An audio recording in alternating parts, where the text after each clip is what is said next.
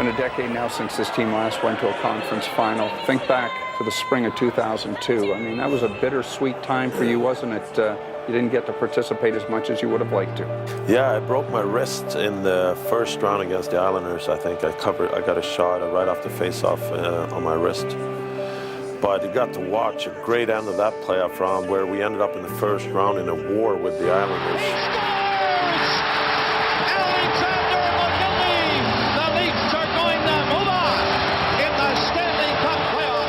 And then in another war against Ottawa, and we still made it to the conference finals. 3-0, Toronto on a 2-on-1, and McCabe puts it through the legs of the lead. In my opinion, and probably our best chance to reach the Stanley Cup Final. A magnificent crowd again at the Air Canada Centre in Toronto for the Eastern Conference Championship. I'll never forget, before Game 6, we went down Game 5. We actually beat Carolina in Game 5, came home for Game 6. And Pat Quinn came in, and he still had the wristband from the hospital, and he had like small hoses stuck to me. Stepped into the room, and you're just eager to get back in playing. The team is in the conference finals, and you've been resting for a few weeks. It was great to get back playing.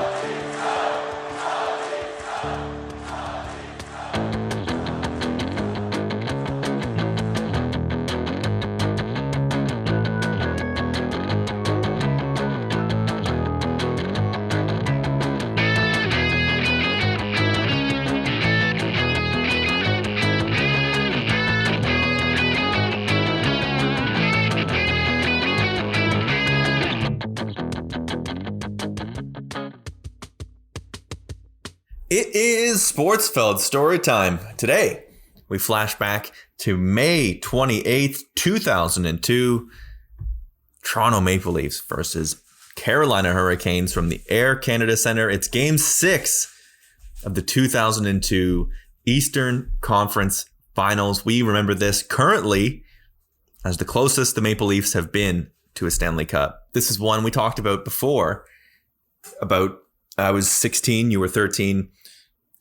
Game 5 of this series that we just talked about in the previous episode is one where I can remember exactly where I was, because it was a Saturday. Oh, really? May 25th was a Saturday, yes. I was at my friend Sean's basement with several of my friends, absolutely freaking out after spending an afternoon together hanging out and playing N64. It was Carolina Hurricanes, Maple Leafs. And when they won, I'll tell you this, when they won Game 5 with a 1-0 shutout, we were 100% back in that this is a team of destiny. They cut it to 3-2. They win at home. Game 7, anything can happen. So despite having been down 3-1 in the series, still a very confident 16-year-old boy. I'll tell you that much. It's funny you say that, because I sort of had, when they went down 3-1 in this one, I was pretty I remember Game 6, that buying back in feeling happened sort of mid-game, but not till Game 6 for me. When they went down 3-1, it was all right, pack it in. Then they won Game 5, and I had that sort of postponing the inevitable feeling. Even in Game 1, which they did win, I remember as soon as this series started and we started seeing it on the ice, I did not feel confident at all in any of this. I remember I said in the last Ottawa episode how I remember watching Game 1 with my dad, and my dad just kind of quietly going, "Oh boy, they're fast." And I just remember Sammy Kapanen just scaring the shit out of me because he was just so much quicker than everyone on our team. Yes. And this series I never felt comfortable in. I remember that. And then it was I remember exactly where I was sitting in my house for Game 6. And I can remember the feeling of sitting down to watch the game in sort of a resigned state. I'm all right, let's see. And then as the game went on, getting more and more invested and more invested. And then obviously that wasn't a good formula for how it ended. Before we dive into the game, sort of a phenomenon that I forgot to mention in the previous episode is how many of the guys in the Carolina Hurricanes ended up having Maple Leafs connections. I was going to say that too, yeah. We talked about TSN OverDrive panelist Jeff O'Neill, who repeats many times as a key player in this series and in this game. Ron Francis eventually became a Maple Leaf. Bates Battaglia eventually became a Maple Leaf. The great Glenn Wesley. Glenn Wesley, that's right. And the coach of the Carolina Hurricanes is 35-year-old Paul Maurice. And obviously, Sammy Kapanen's son would be one. That's right. Kasperi Kapanen. Cheeks. Little cheeks. Kapanen. This was a real contrast between this series and the Sens series, and I would say even the Islanders series as well. Not just, I think, in the style of play, which we'll get into, but obviously Maple Leafs Sens was in the early 2000s was like a blood feud. It was the rivalry was as wild as it got for the Maple Leafs in that time. And in a similar thing, the series before, there was the Tucker hit on Pekka, and there was the Sundin got injured. Not that it was a brawl, but there was a lot of drama and a lot of passion, where I think part of what gives Carolina the advantage here is this is mostly just really tight, fast hockey. As you mentioned, they didn't really get into playing along with the way the Maple Leafs want to play, which is to get under your skin and to get rough and to get you seeing things. Like Carolina mostly just forechecks and plays defensively responsible. Yeah, I feel like you can sort of assign an emotion to each of the Leaf series in this run, in that the Senators run was filled with, way more than one emotion. But to me, that Senators series struck me as mostly anxiety driven, both in terms of the way the series went down and the idea of losing to Ottawa and the whole Alfredson thing and no Sundin and blah, blah, blah, blah, blah. And that, I remember that Islanders series was just like hate. I remember there's the Tucker hit on Pekka. Steve Webb always left his feet when he hit Maple Leafs, and it drove me crazy. Like, it was just, I remember hating that team, and beating them felt so satisfying. It kind of reminded me of sort of Raptors Sixers. Was just like so satisfying to beat them, let alone moving on. But just like, we beat you after everything our two teams sort of just went through with each other. And then, yeah, this Hurricane series was just like, it didn't even feel like the Leafs were a round away from the Cup final in a lot of ways. Yeah. Like it felt like sort of the curtain call almost, whereas obviously the other two series were the first two rounds. Yeah. And I think that sort of becomes in focus is there were other things to focus on in those other series, where this series was literally the only thing that was focused on was that they're a series away from the Cup. It wasn't about, like, there's no real history with Carolina and there's no real lingering anything. Now, there's the Zamboni goalie. Other than that. But yeah, it not only was there no lingering resentment or anything, but it just, I remember, I've thought about this actually quite a few times in the last, 18 years, about how, I guess my only frame of reference really is the Raptors. I guess the Jays too, but it's a little different because there's less rounds. But when they're in the ALCS or the Eastern Conference Final, there is that like sense over the whole series of like, it's 4 games away from making the final. Like, oh my God. And I just don't remember that in this series at all. It was there for me. I'll tell you that much. That was sort of the only thing we talked about and the only thing that was in focus for about a week and a half. But the Leafs really don't, getting into the game here, into game 6, they don't really have a lot of success in the first half of this game. They don't really get the puck deep very often. They get a couple power plays, but they don't get a lot going. Near the end of the first, the shots are 10-4 for the Maple Leafs, but it never really felt like the Canes were in much trouble, which is, I think, very emblematic of the style that is played throughout this series, really. Mm-hmm. Yeah, it felt, again, the whole series has this feel of not being dominated because the games are way too close to have anything resembling domination, but just like, man, the Leafs just can't get anything going, and anything they do is covered up by Irbe or stopped by Irbe. And it just sort of like felt that like pinging the brick wall kind of feeling.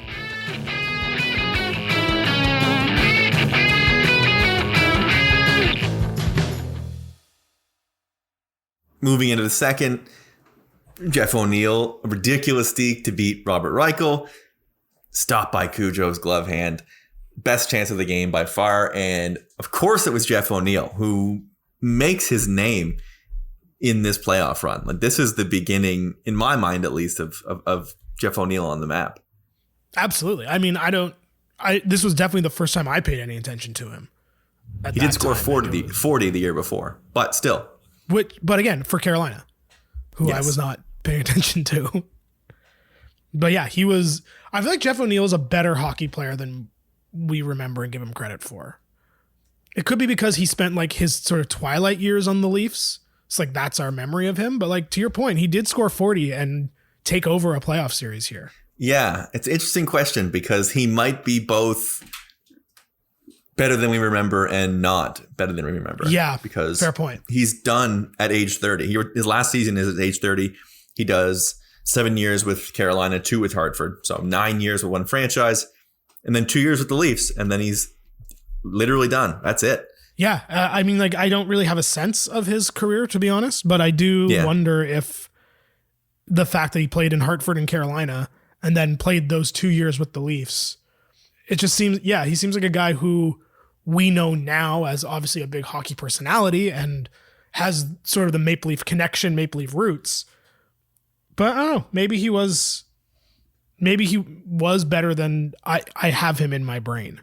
Isn't it crazy that he managed to lock down that Toronto sports radio gig? Only 2 years with the Maple Leafs. It's true. You would think. When you said that it was 9-2, I definitely thought the balance was more even than that. They say he moved well for a big guy. He's 6'1", which is pretty big, I guess, but he's no hulking Goliath. I guess is it maybe big by 2003 standards for hockey? Very possibly. Although I would feel like the game has gotten smaller now, where size would have been a bigger deal back then. Yeah. Well, we certainly don't know. No, we don't.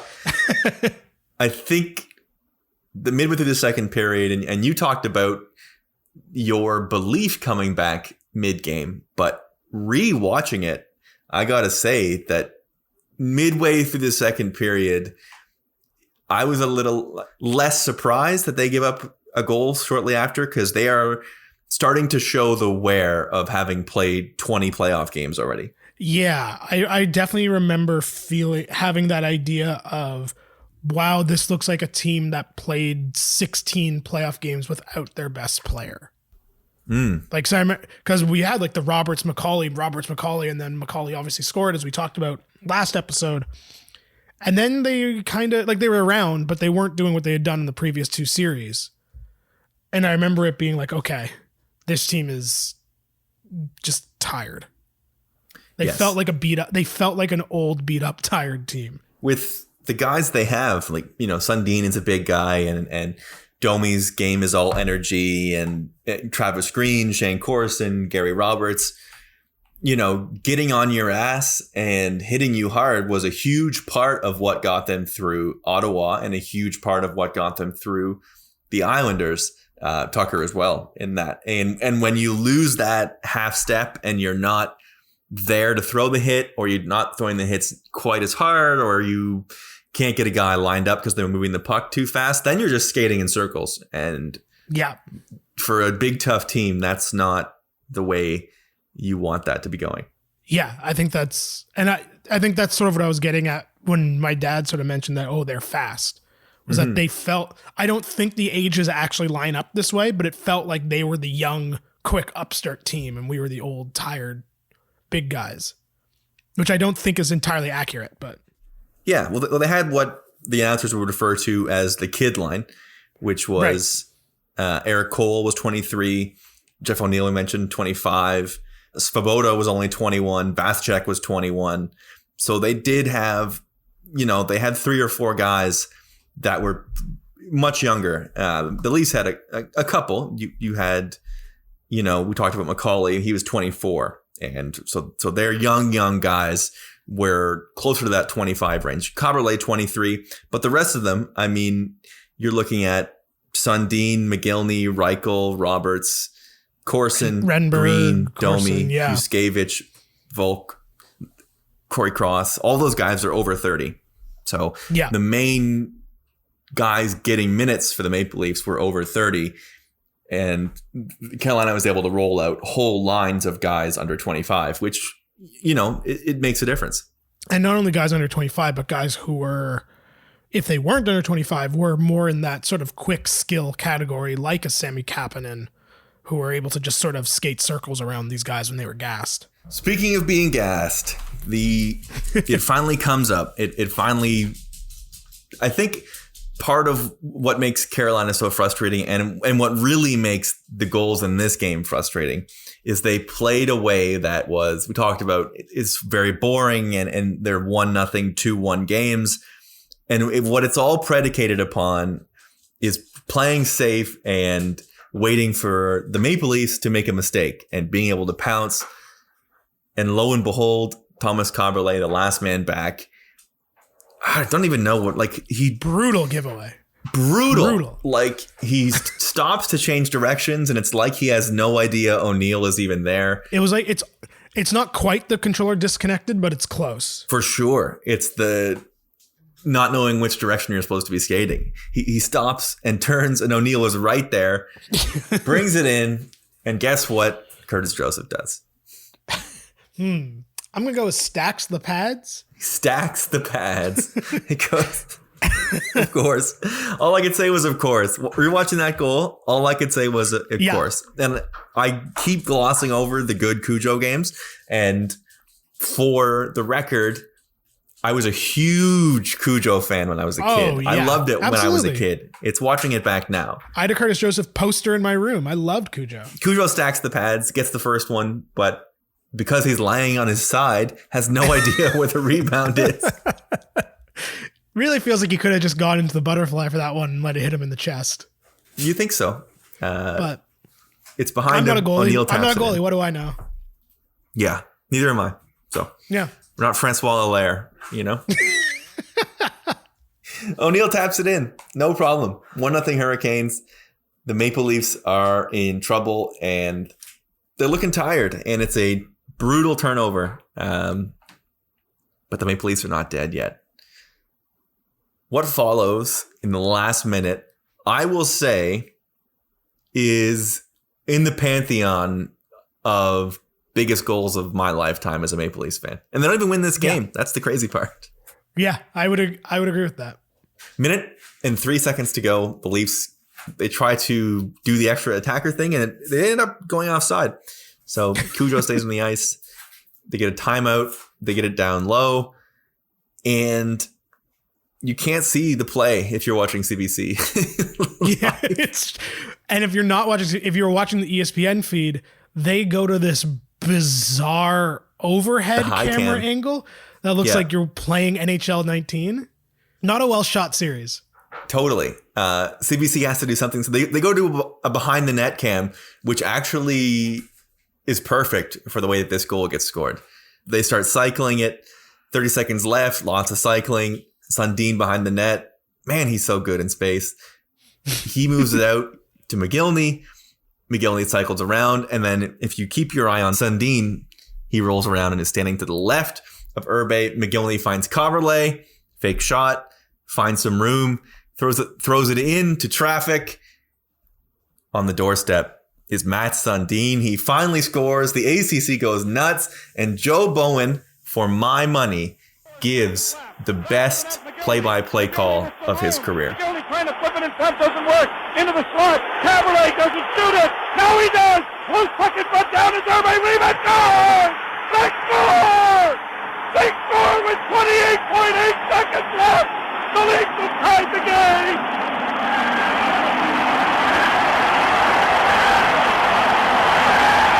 Don't tell me about heart and dedication and resilience. This is unbelievable. Don't tell me about heart and dedication and resilience. Honest to God, I got goosebumps for listening to that.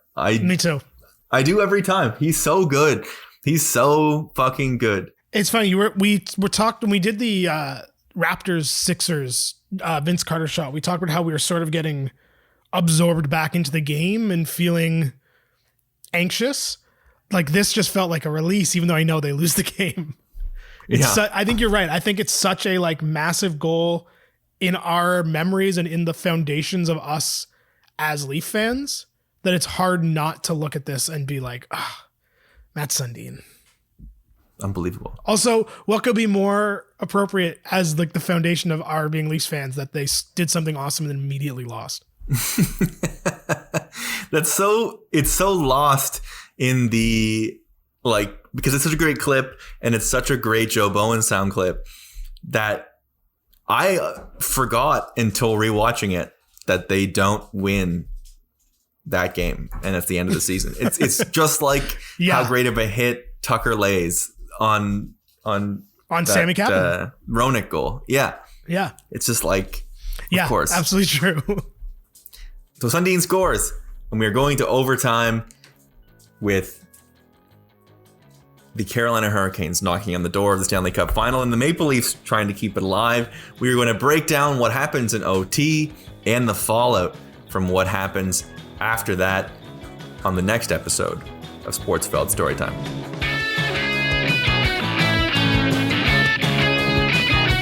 I remember we're down 1 goal in Game 6, and we scored a tying goal there. And You scored the tying goal. I did. I know. Down a goal, having to score, goalie out, 6 attackers, and the big guy was right there when he had to be. And Matt Sundin sent the Air Canada Centre into an absolute frenzy.